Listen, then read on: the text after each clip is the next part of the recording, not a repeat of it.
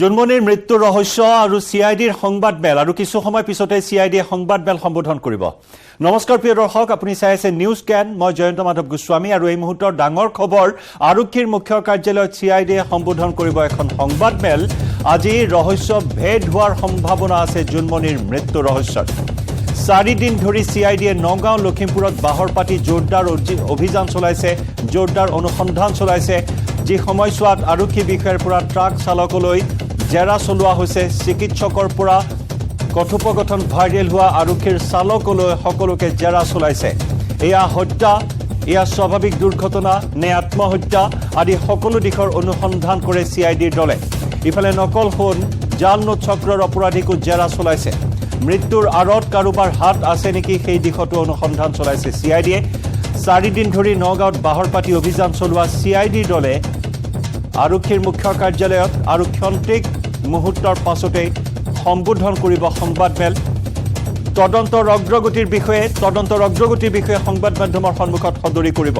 4 দিনীয়া তদন্তত কি তথ্য পোৱা হ'ল, কেনেদৰে আগবাঢ়িছে তদন্ত প্ৰক্ৰিয়া, কেনেকুৱা ধৰণৰ টেকনিকেল এভিডেন্স লাভ কৰিছে, সকলোখিনি কথা সিআইডিয়ে অৱগত কৰিব সংবাদ মাধ্যমৰ সন্মুখত। ইতিমধ্যে এই সংবাদমেলৰ বাবে সাজু হৈছে। আমি পোনপটীয়াকৈ এই দৃশ্য মুখ্য কাৰ্যালয়ৰ পৰা দেখুৱাইছো। আৰক্ষীৰ মুখ্য কাৰ্যালয়ত সিআইডিৰ তদন্তকাৰী দল এই মুহূৰ্তত সংবাদমেল সম্বোধন কৰিবৰ বাবে সাজু হৈছে। বিগত 4 দিনত লাভ কৰা এই চাঞ্চল্যকৰ তথা অতি ৰহস্যঘন জন্মনি ৰাভাৰ মৃত্যু সন্দৰ্ভত তদন্তৰ অগ্ৰগতি কেনেকুৱা সেই বিষয়ে অৱগত কৰিব। এই 4টা দিনত কেনেকুৱা ধৰণৰ এভিডেন্স তেওঁলোকে লাভ কৰিলে, কি টেকনিকেল এভিডেন্স লাভ কৰিছে, সকলোখিনি কথা অৱগত কৰিব।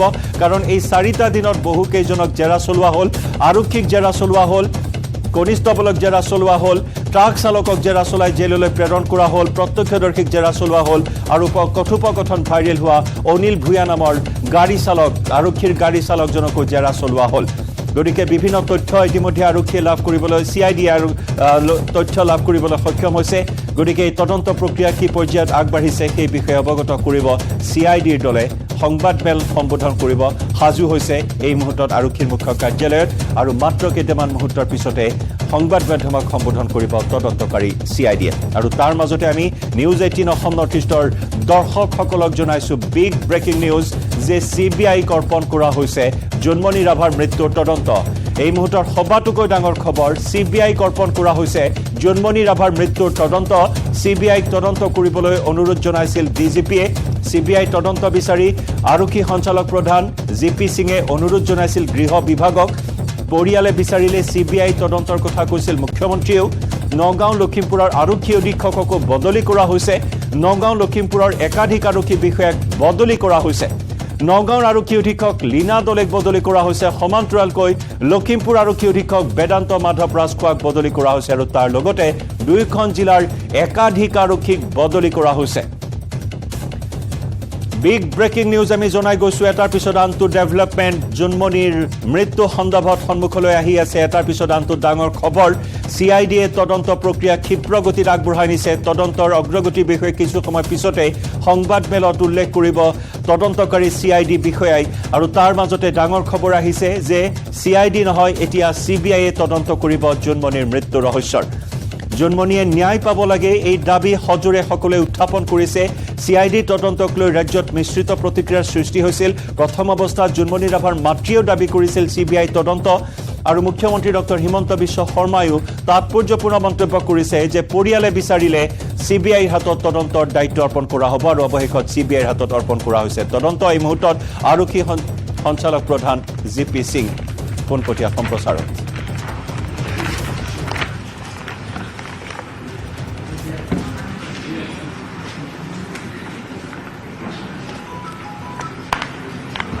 Good morning, everyone.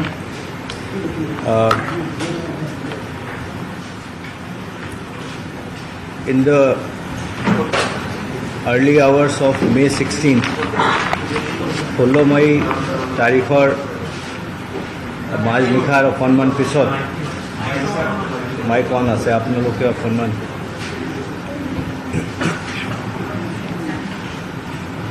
15-16 তাৰিখৰ মাজনিশা এটা খবৰ আমাৰ তাত আহিছিলে, যেটোত আমাক কোৱা হৈছিলে যে আমাৰ এজন সাব ইন্সপেক্টৰ জুনমণি ৰাভা তেখেতৰ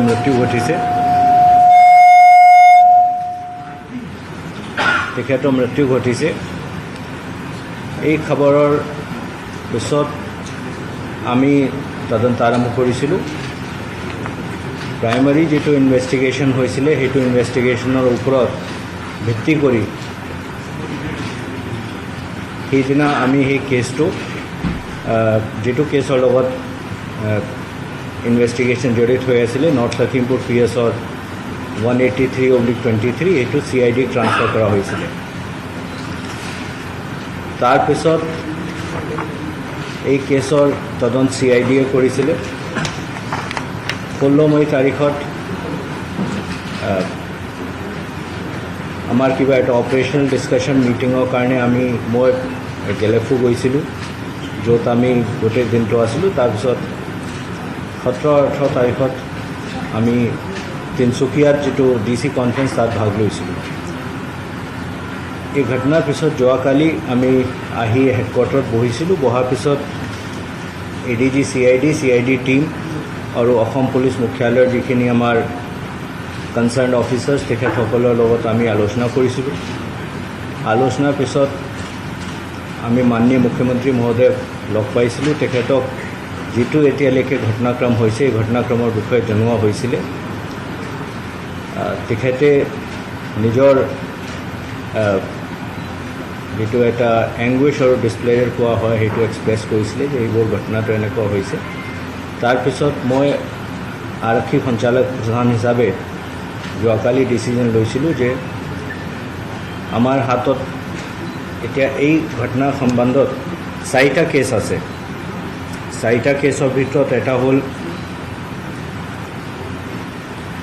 Nagaon police station case number 443/23 যেটো অৰিজিনেলি 5 মে তাৰিখত ৰেজিষ্টাৰ হৈছিলে আৰু যেটো কেছত sub inspector Junmoni Rabha investigation officer আছিলে। তাৰপিছত লখিমপুৰ পুলিচ ষ্টেচনত এটা কেছ ৰেজিষ্টাৰ হৈছিলে 183/23 মে 15, 2023 তাৰিখত। তাৰপিছত জখলাবন্ধা থানাত এটা কেছ ৰেজিষ্টাৰ হৈছিলে 84/23 মে 16 তাৰিখত। তাৰপিছত জখলাবন্ধা থানাত 19 মে যোৱাকালি এটা কেছ ৰেজিষ্টাৰ হৈছিলে 87/23। As DGP and after reviewing the entire case with the CID team and police headquarters senior officers, I have decided to recommend to the government of Assam for transfer of investigation of all these 4 cases to CBI. A recommendation আমাৰ ইয়াৰ পৰা first হাফত আজি গভৰ্ণমেণ্টলৈ যাব। In addition to that, and after discussion with Honorable Chief Minister of Assam, we have decided that all officers connected to these 2 districts, that is Nagaon and North Lakhimpur, shall be transferred today. বাকি এই কেছৰ বিষয়ে investigation যিখিনি হৈছে সেই ইনভেষ্টিগেশ্যনৰ বিষয়ে যদি আপোনালোকে কিবা জানিব খোজে ADG CID ডাঙৰীয়াত আছে, তেখেতে আপোনাক ক'ব। I also want to put it on record that this decision of mine to recommend transfer of investigation to CBI is on 2 grounds. One is that I have seen that public sentiment desires and demands that this case be transferred to CBI. Second, since one of our own police officers has lost life, it is deemed appropriate that the case is investigated by a neutral agency. However, having seen the investigation by CID in the last 3 days, I would also like to say that this decision of mine is not in any way any comment on professional capability of CID Assam. I have great regard for the capability that CID Assam has displayed during the last few years, and all the cases that have been entrusted to CID Assam in last few years have been investigated and taken to logical conclusion. However, I reiterate that মই সেই decision public sentiment আৰু নিউট্ৰেলিটিৰ খাতিৰত লৈছোঁ thank you want to say anything anything else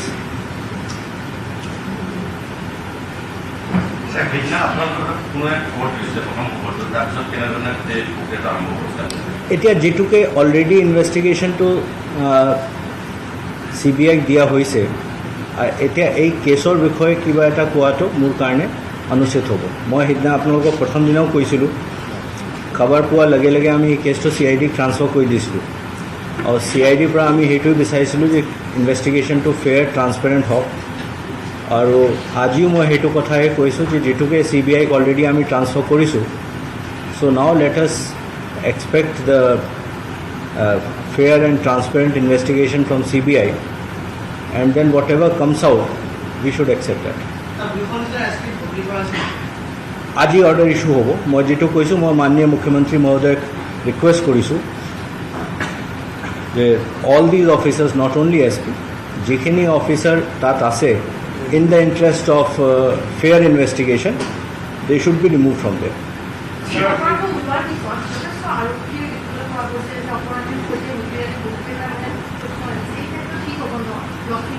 আমিতো মই যেটো আগৰ পৰা কৈ আছোঁ that we have to take a very firm stand on that আৰু যোৱা পৰহি মই লখিমপুৰৰ উজনি অসমৰ গোটেইখিনি জিলাৰ OC সকলৰ লগত মিটিং কৰিছিলোঁ ডিব্ৰুগড়ত BCPL গেষ্ট হাউচত তাত মই সেইটো নিৰ্দেশ দিছিলোঁ আৰু এই নিৰ্দেশটো ক্লিয়াৰ আছিলে যে যেটো পাব্লিক ডোমেইনত দুটা বস্তু ওলাইছে FICN আৰু নকল ফোনৰ সেইটোৰ ওপৰত এটা মেছিভ এক্সাৰচাইজ কৰিব লাগে অপাৰেশ্যন চলাব লাগে যোৱাকালি ৰাতি আমি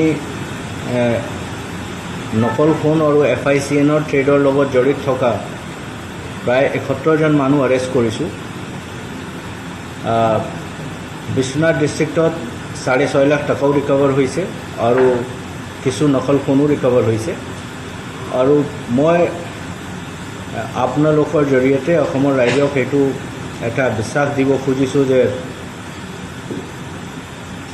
I will ensure that in next 30 days this business of FICN and fake gold is completely decimated from Assam. That is my assurance to you. So from which these people have been arrested? Upon one apni the time there, I'll give you the details.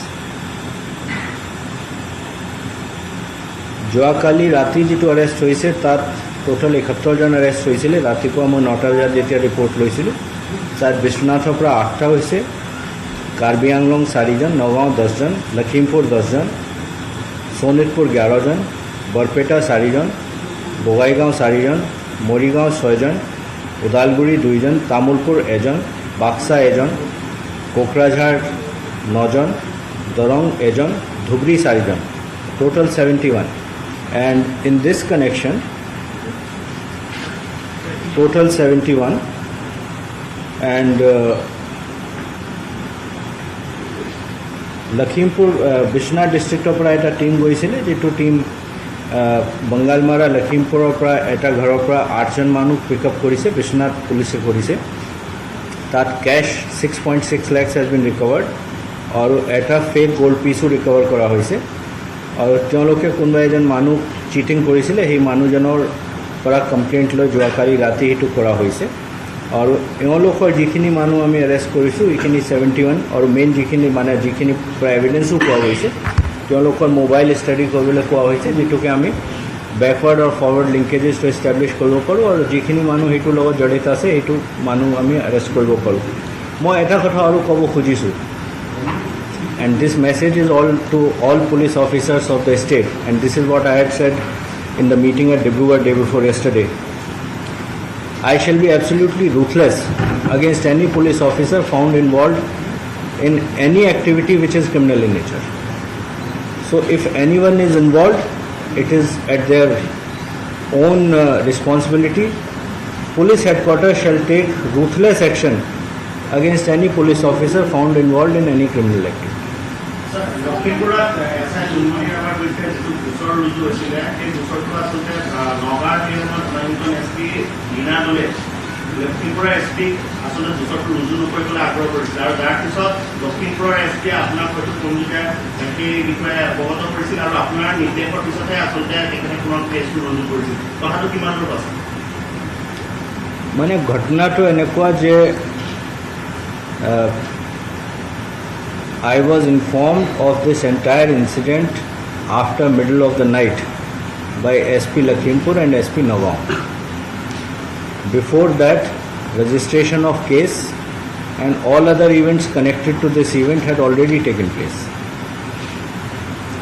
So, যদি মোক সেইটো আগতে জনোৱা হেতেন তেতিয়া বোধহয় এই পৰিণতি নহ'লে হয় মোৰ পাৰ্সোনাল কিছু অপিনিয়ন আছে কিন্তু যেটুকে এতিয়া প্ৰথম আমি এই কেছটো CID ট্ৰান্সফাৰ কৰি দিছিলোঁ আৰু এতিয়া অনুৰোধ জনাইছোঁ CBI ট্ৰান্সফাৰ কৰিবলৈ সেইকাৰণে মোৰ যিখিনি অপিনিয়ন এতিয়া মই কোৱাটো উচিত নহ'ব বাট I personally feel that this was avoidable.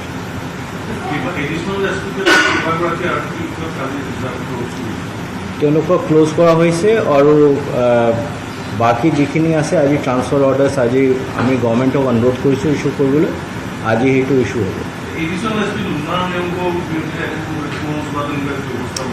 এইটো এটা অডিঅ' ক্লিপ আহিছিলে সেই অডিঅ' ক্লিপৰ ওপৰত আমি IG ল এণ্ড অৰ্ডাৰক এটা ইনকুৱাৰী কৰিবলৈ দিছোঁ Well, I personally feel that they shouldn't because now the case has been transferred for investigation to CBI and it would be improper on their part also to brief about this case because investigation has to be carried out by another agency. So, তেওঁলোকে যিখিনি কৰিছে I think it is better that they hand over all the documents as and when the CBI team comes. But as is the norm, যেটো norm আছে in case of all cases transferred for investigation to federal agencies, the norm is that the state agency will continue investigation till such time that the central agency steps in. So, তেওঁলোকে এতিয়া কিবা এটা যদি আপোনালোকক কয় আৰু ফাইন্ডিংছ যদি বেলেগ হয় then it would be unfair and improper. So propriety demands that the investigation and related things should now be completely handed over to CBI. যেটুকে মই কৈছোঁ অলৰেডি ইনভেষ্টিগেশ্যন টু CBI দিয়া হৈছে অল কেছেছ আমাৰ হাতত 4টা কেছ আছে 4টাৰ all 4 cases I have recommended the transfer of investigation to CBI.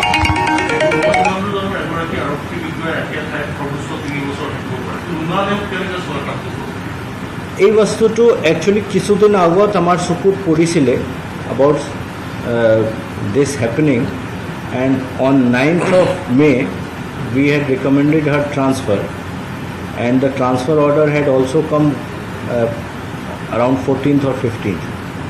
আগত কেনেকৈ ইমান দিন থাকিল কি থাকিল এইটো বিষয়ে মই কোৱাটো উচিত নহ'ব কিন্তু after this যোৱাকালি মই আমাৰ মুখ্যালয়ত যিখিনি এডমিনিষ্ট্ৰেশ্যনৰ লগত থকা অফিচাৰ্ছ তেখেতসকলক নিৰ্দেশ দিছোঁ যে all officers of the rank of inspector and above who have been in any particular location for 3 years and more তেওঁলোকৰ এটা লিষ্ট সাজু কৰিব লাগে তেওঁলোকে যোৱাকালি ৰাতি কৰিছিলে কিন্তু যোৱাকালি মই যিটোকে সেইবোৰ এনালিচিছ এণ্ড ৰিভিউত ব্যস্ত আছিলোঁ মই সেইটো চাব পৰা নাই কিন্তু except those people who are in particular location connected to specialized agencies like CID, Vigilance, Anti-Corruption and Special Branch, rest all others where it is in the competence of police headquarters, we will transfer them within next 48 hours and where it is not in competence of state Assam police headquarters, we will recommend their transfers to the government of Assam.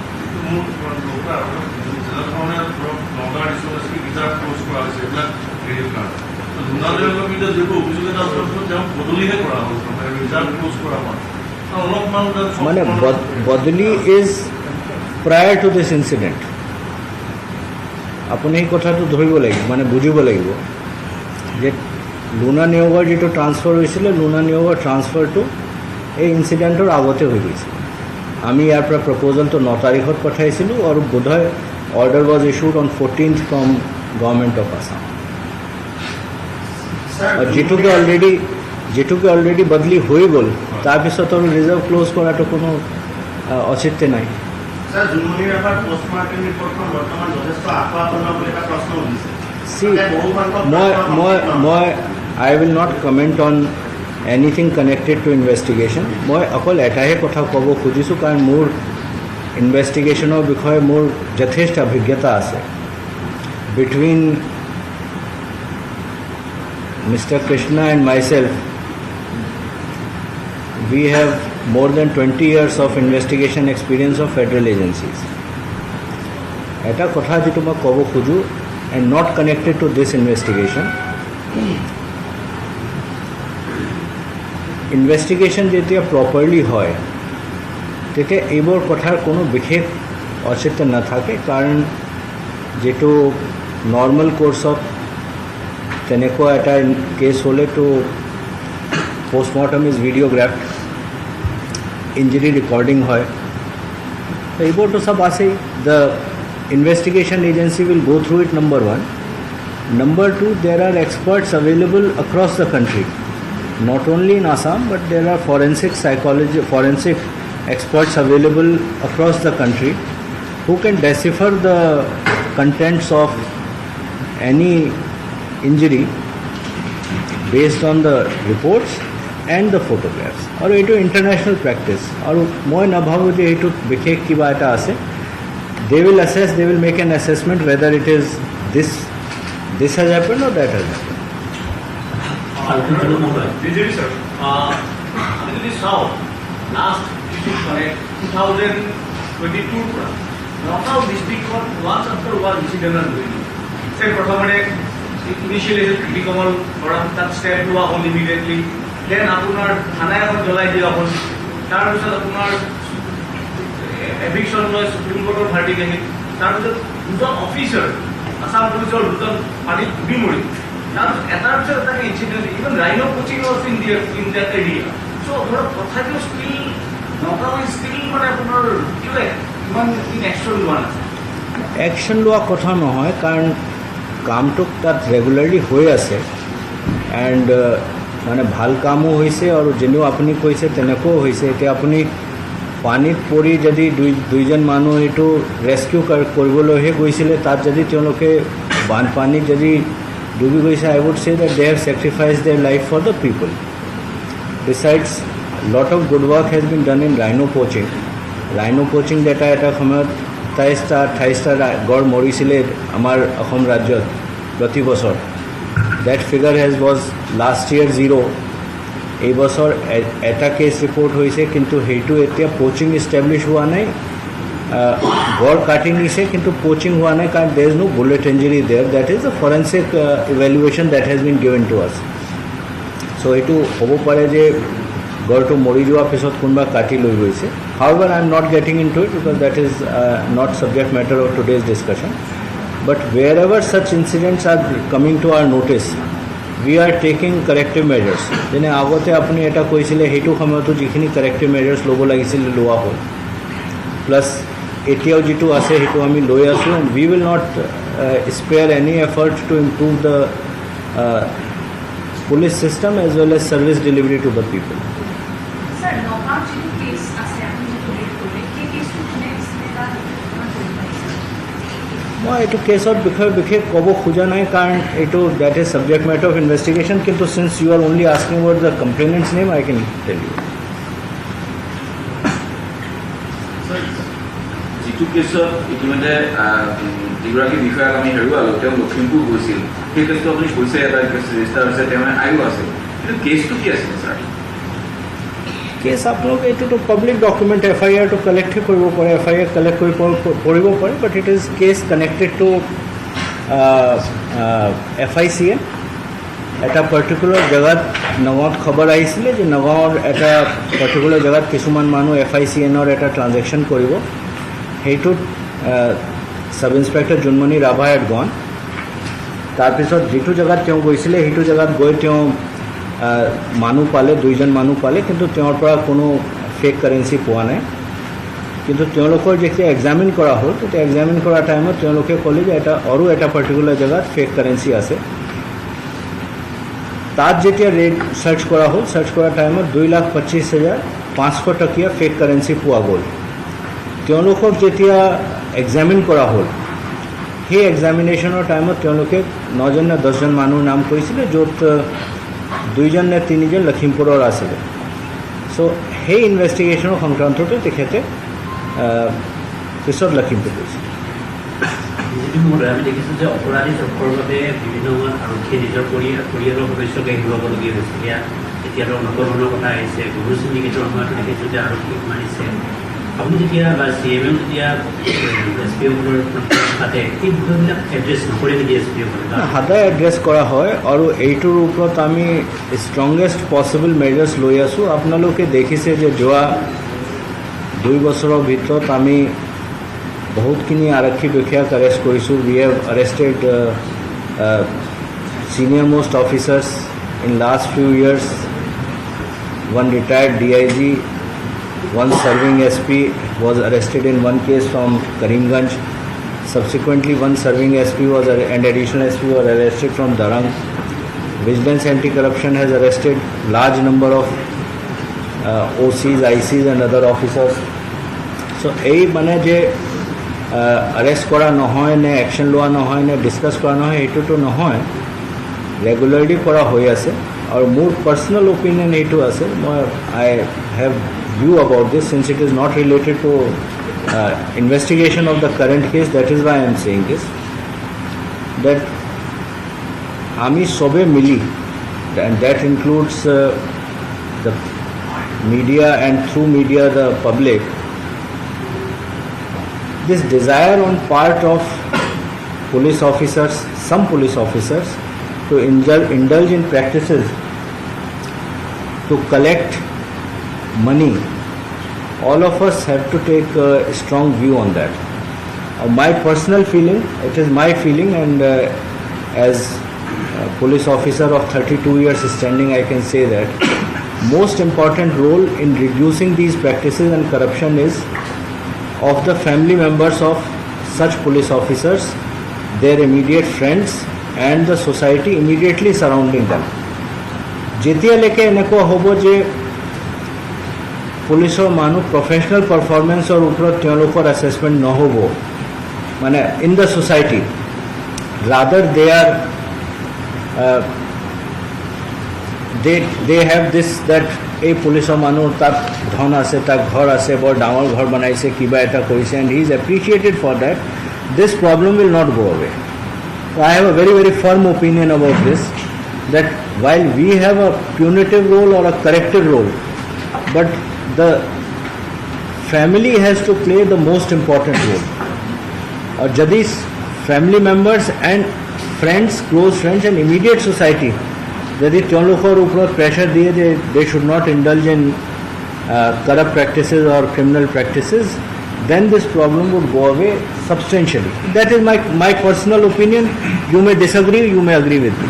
Sir, FIC আৰু লংকাউখনৰ যিটো কাৰবাৰ সেইটো চলিত নগাঁও মৰিগাঁৱৰ যে অসমৰ জড়িত আছে, এই বস্তুটো কোনটো কেনেকৈ লিংক আপ চলাই? মই FICNৰ কথাটো যদি চাবলৈ যায়, FICNক এনেকুৱা হয় যে FICN, there are two types of FICN. One is high quality FICN, second is low quality FICN. High quality FICNৰ মানেটো হ'ল যে যিটো আমাৰ কাৰেঞ্চি এজেঞ্চি আছে, which is the Reserve Bank of India. Reserve Bank of India যেটো printing কৰে, আমাৰ ইয়াত মেইনলি কাৰেঞ্চি নোটৰ প্ৰিণ্টিংটো দেৱাস প্ৰিণ্টিং প্ৰেছত হয়। চ' যদি তাত তেওঁলোকৰ যিখিনি ছিকিউৰিটি ফিচাৰ্ছ আছে, ৰিজাৰ্ভ বেংক অফ ইণ্ডিয়াৰ পৰা মানে যিটো মেণ্ডেটেড ছিকিউৰিটি ফিচাৰ্ছ, সেই ছিকিউৰিটি ফিচাৰ্ছৰ ভিতৰত যদি 4টা নে 4টাতকৈ বেছি যদি কোনোবা এটা কাৰেঞ্চি নোটত হয়, তেতিয়া সেইটো high quality fake Indian currency note পোৱা হয়, FICN। আৰু যদি তাতকৈ কম হয়, তেতিয়া it is considered to be low' quality. High quality fake currency যিখিনি আহে, এইটো প্ৰায় আমাৰ নেইবাৰিং কাণ্ট্ৰিজৰ পৰা আহে। এটা পাৰ্টিকুলাৰ কাণ্ট্ৰি আছে য'ত সেইটো তেওঁলোকে এইটো প্ৰিণ্টিং কৰে, প্ৰিণ্টিং কৰি basically this is considered as part of economic terrorism আৰু এইটো ইণ্ডিয়াত পুছ কৰা হয়। ইণ্ডিয়াত পুছ কৰা 3টা ৰুট আছে। এটা লেণ্ড বৰ্ডাৰৰ জৰিয়তে আহে from Nepal side through UP and Bihar. Second এটা থাকে যে through land border of Bangladesh there is a place called Malda from where it is coming, and next দুটা পয়েন্ট আছে। এইটো হ'ল আপোনাৰ east coast and west coast যিটো আমাৰ চি পৰ্টছ আছে, চি পৰ্টৰ পৰা এইখিনি আহে। This is generally about high quality. দীঘলীয়া এটা ৰুট আছে যে তেওঁলোকে তাৰ পৰা মিডিল ইষ্টত পঠায়, মিডিল ইষ্টৰ পৰা এইটো আফ্ৰিকা যায়, আফ্ৰিকাৰ পৰা এইটো বাই চি ৰুট দিছ ইজ কাম। और हाई क्वालिटी करेंसी नोटों कारण mandated agency state police obviously all over the country has the mandate, but high quality currency नोटों कारण मैंडेटेड एजेंसी इज NIA जो schedule of offence that high quality currency note is also part of it. Second हल आमार low quality. अসমত আমি এতিয়ালৈকে কোনো হাই quality তেনেকুৱা পোৱা নাই। লো কোৱালিটি কাৰেঞ্চি নোটৰ দুটা সোৰ্স আছে। এটা সোৰ্স আছে আমাৰ এটা নেইবাৰিং কাণ্ট্ৰিত থাকে, তাৰ পৰা আহে আকৌ সেইটো লেণ্ড ৰুটেদি অসমত সোমায় আৰু অসমত সোমাই সেইটো ইয়াত ডিষ্ট্ৰিবিউট হয়। ছেকেণ্ড এটা আছে যিটো আমাৰ ইয়াত লোকেলি কিছুমানে প্ৰিণ্ট কৰে আৰু কিছুমানে জিৰক্স কৰি চাইক্লো ষ্টাইল কৰি তেনেকৈ কৰে, আৰু সেইটো মেইন উদ্দেশ ইণ্ডিভিজুৱেল ছেপাৰেট কাৰেঞ্চি নোট হিচাপে as a legal tender use কৰা নহয়, বল্কি আমাৰ যিখিনি বাণ্ডলছ থাকে নোটৰ प्रत्येक बंडलर भर 3-4टा एड कर दिया एट सिस्टम থাকে। সেইটো বিষয়ে আমাৰ যিখিনি বেংকিং এষ্টাব্লিছমেণ্টছ আছে, বেংকিং এষ্টাব্লিছমেণ্টৰ তাত এটা স্পেচিয়েলাইজ মেকানিজম আছে। So as per that mechanism, whenever the currency notes reach there, they are supposed to carry out a quality check, and all those notes which are found to be FICN are removed from those bundles, and then fresh lawful and legal tenders are this thing. So অসমত আমি এতিয়ালৈকে যিখিনি পাইছোঁ তাত হাই quality পোৱা নাই, ল' কোৱালিটিহে আছে। আৰু ল' কোৱালিটিৰ চেণ্টাৰ আমি যিখিনি পাইছোঁ তাত কিছু লখিমপুৰত এটা চেণ্টাৰ মানে তাৰ পৰা অপাৰেট হয়, কিছুমান নগাঁও মৰিগাঁৱৰ পৰা আছে, কিছুমান শোণিতপুৰৰ কিছু অঞ্চল আছে তাৰ পৰা সেইটো হয়। আৰু সেইটোৰ ওপৰত য'ত য'ত আমি খবৰ পাই আছোঁ ৰেগুলাৰলি আমি একশ্যন লৈ আছোঁ, and CID is monitoring the investigation of all such cases. So low quality যোনটো হয় সেইটো ক্ষেত্ৰত যিটো আপুনি ক'লে নেইবাৰিং কাণ্ট্ৰিৰ পৰা আহে যিটো মানে জেনেৰেলি কি হয় যে লেণ্ড বৰ্ডাৰেদি ক্ৰছ কৰে, মানে আমাৰ আপুনি জানে কোনটো দেশৰ লগত লেণ্ড বৰ্ডাৰ আছে। তাৰ মোৰ কাৰণে এইটো এতিয়া অকণমান মই নামটো ল'ব খোজা নাই, because it is not proper on my part to take the name, কিন্তু there are documents which will give you details of that. Fake গোল্ডৰ তেনেকুৱা নহয়। ফেক গোল্ড একচুৱেলি কি হয় যে সেইটো লোকেলি তেওঁলোকে মেনুফেকচাৰ কৰে, মেনুফেকচাৰ কৰি মানে এইটো একচুৱেলি গোল্ড নহয়। এইটো জেনেৰেলি তেওঁলোকে কি কৰে যে কিছুমান ইদাৰ মেটালিক ছাবষ্টেঞ্চ নহ'লে even in some cases it has been seen that cement জাতীয় বস্তুটো আৰু মেটালিক এলুমিনিয়ামটো কৈছোঁ, এইখিনি দি তেওঁলোকে কিছুমান মূৰ্তি বনাই দিয়ে, কিছুমান নাও বনাই দিয়ে, আৰু তাৰপিছত সেইটো গোল্ড পেইণ্টেদি পেইণ্ট কৰি দিয়ে।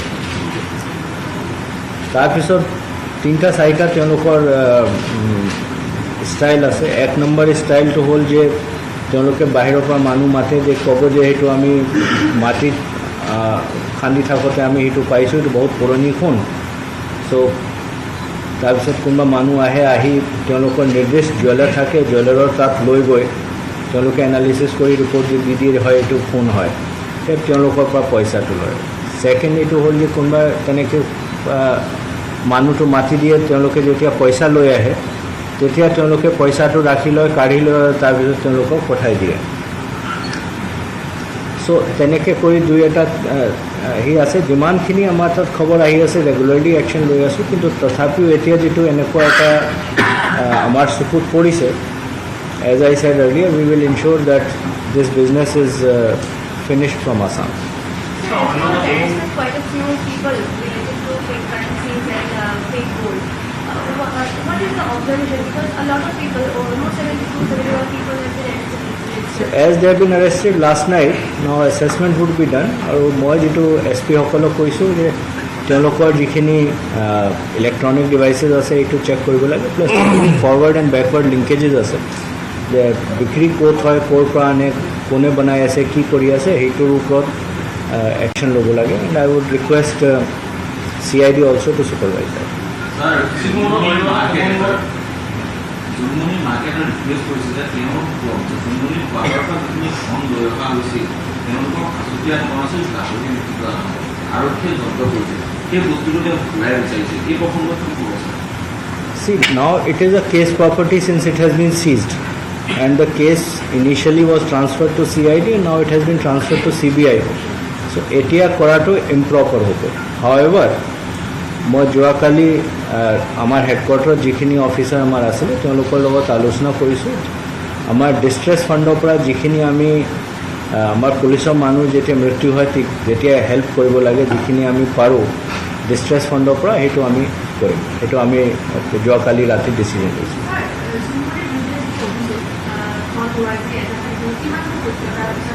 মই আপোনাক ক'লোঁ অলৰেডি এইটো CBIক ইনভেষ্টিগেশ্যনত দিয়া হৈছে। এতিয়া মই আপোনাক কি বুলি ক'ম যে মানে it will be pre judicial on my part two চে anything. CBI is the highest most competent agency wish has been given responsibility. তেওঁলোকে যি ক'ব এইটো আমি সত্য বুলি ধৰি লওঁ। অন্য এটা প্ৰসংগ যোৱাকালি এটা ডাঙৰ ঘটনা হ'ল মাজুলী।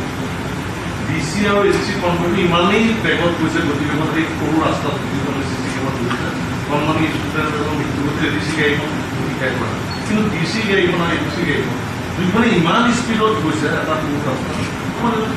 অকণমান খবৰ বা তেনেকুৱা